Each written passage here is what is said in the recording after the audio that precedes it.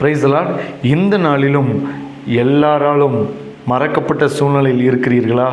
மறந்து போன ஒரு நிலைமையில் நான் இருக்கிறேன், என் சூழ்நிலை இருக்கிறது, யாருமே என்னை நினைவு கூறவில்லை, யாரும் என்னை விசாரிக்கலை, யாருடைய நினைவிலையும் நான் இல்லாததை போல இருக்கிறேன் அப்படின்னு சொல்லி நீங்கள் இருக்கிறீங்களா?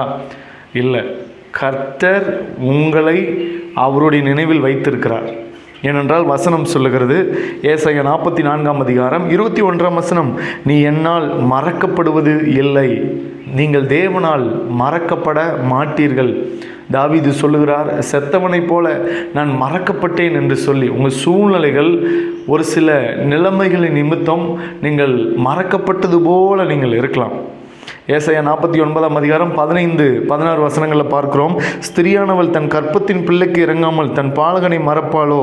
அவர்கள் மறந்தாலும் நான் உன்னை மறப்பதில்லை. ஆண்டவர் உங்களை மறக்க மாட்டார், தேவன் உங்களை மறக்க மாட்டார். மனிதர்கள் நம்மளை மறந்து போகலாம், நண்பர்கள் நம்மளை மறந்து போகலாம், உறவினர்கள் நம்ம மறந்து போகலாம், உற்றார் நம்மை மறந்து போகலாம். ஆனால் ஆண்டவர் நம்மளை மறக்க மாட்டார். ஏனென்றால் இதோ என் உள்ளங்கைகளில் உன்னை வரைந்திருக்கிறேன், உன் மதில்கள் எப்போதும் என் முன் இருக்கிறது.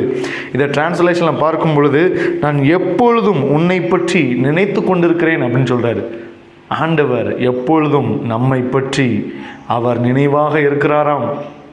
கர்த்தர் உங்களை மறக்க மாட்டார். நீங்கள் தேவனுடைய